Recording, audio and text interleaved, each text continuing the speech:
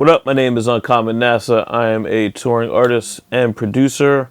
I've also been a recording engineer for many years. So today I'm here with Scratch DJ Academy to show you guys how to EQ a drum break, kick and the snare part of it, all in the same thing. Let's start out by playing it.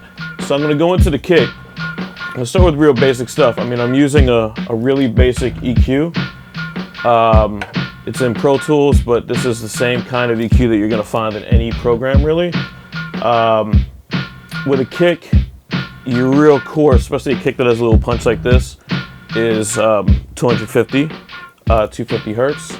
That's sort of a rule of thumb. After a while, you start to get used to the numbers, and you can, I mean, I wouldn't want to do it, but you could kind of almost EQ this kind of stuff without even hearing it, because it's always going to work. So you'll see me lift here. I'm going to go to about 250. It doesn't always exactly have to be 250, so sometimes you'll find once you start working on it that it slides a little bit.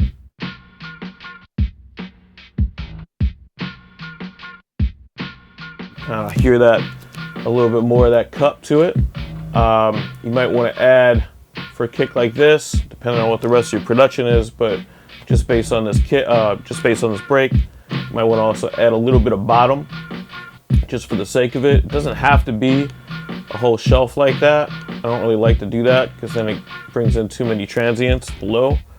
But I'll add a little bit of bottom around like 80. And then another thing too is with kicks, you know, you also want to get the top part of the kick, that punch. And the punch is something that you will be able to find around 1,000. 1,000 is sort of like a good way to think of 1K is sort of, it's like the frequency that comes from a telephone when you talk on a telephone. So it's going to have that sort of annoyance, but it's also going to get your attention. There's a snare in here as well. You know, now I've got the kick sounding good, but the snare's a little bit lost. With a break, it's not as easy to just go separate it. So if you're leaving it in the break, leaving it in one sample as a break, you know, you want to get the snare, you know, you're talking about, to get that bottom where you can really hear it crack,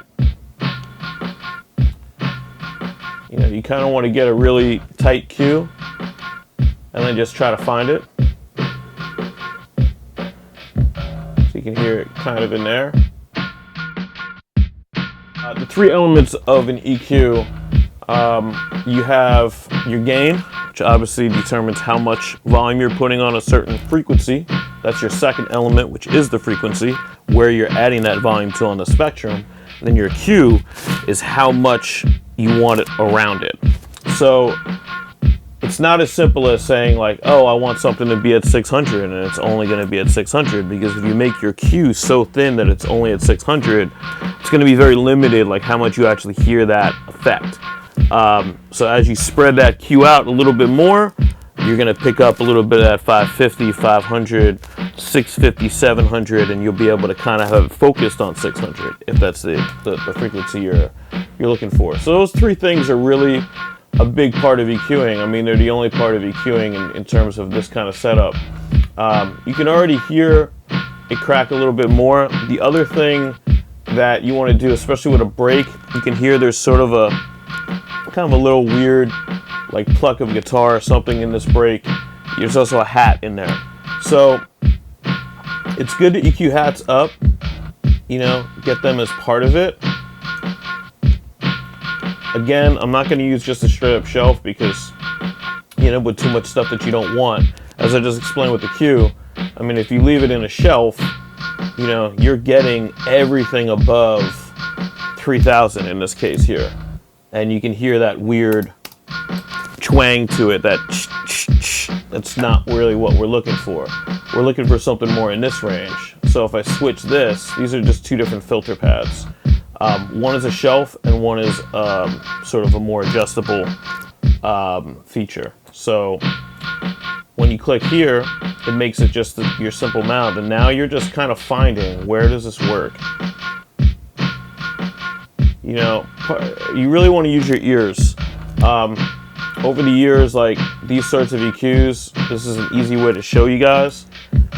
with an EQ that has sort of a graph like this, but you don't want to be staring at this when you're EQing. You really want to use your ears, even though you have the tool to see it. You know, so what I'm doing right now is I'm just adding to that hat. When you catch a hat, the really cool thing about breaks, and even if you have everything separated, when you catch a hat the right way with the right EQ, it can add sharpness to the snare without even touching the snare. Because hats are played, you know, on the same rhythm as a snare. So every other snare hit, or however the person played the pattern, is going to affect that snare. It's going to bring that snare up and make it crack a little bit more. So right now, you know, this is pretty much EQ. There's a lot of other things that I can do to it as far as compression and make it punch a little bit more. But from an equalization standpoint, in, you know, a 5-minute sit down, this is pretty cleaned up. You can see there's a lot going into it. A lot of that is just kind of examples to show you the different frequency points that you want to hit for your kick, your bottom of your kick, your top of your kick. The snare also has a bottom and top, and your hat that is really adding that high end and adding that crack to the whole thing. You can see here that your low end with the kick is about 80. You've got your regular punch of the kick. The core of it is at 250. A little bit of top on the kick is here at around 600 to 1,000. I put both of these here. This is sort of serving to work for the top of the kick and the bottom of the snare and the top of the snare. And then over here, this is sort of where we're finding the hat and the very top of the snare. And this is at about 8K. Hats can kind of range anywhere from 5 to 10 is where they're kind of buried at. You know, obviously it all depends on how it's played, how it's sampled, all that sort of stuff. But these are general rules of thumb. You know, there are frequency ranges for almost every instrument. I would definitely suggest looking up sort of a chart like that online. But through experience, you'll also find it. You'll know exactly where the sweet spot is on everything. That goes for vocals, it goes for anything. I'll give you a quick before and after. Hit bypass on here. This is with. That's without. So you can hear without, you know, it sounds a lot more like a kind of a secondary recording, a sample. You know, you can hear sort of the issues with the way it was recorded to begin with, which is probably off of a record in my house somewhere. And when you hear it with, you kind of get a little bit of that cleaned up. You know, the kick is there, it's doing something for a reason, and, you know, everything else is sort of cleaned up on it. So that's pretty much EQing a break. Again, my name is Uncommon NASA, here for Scratch DJ Academy, live at NASA Labs.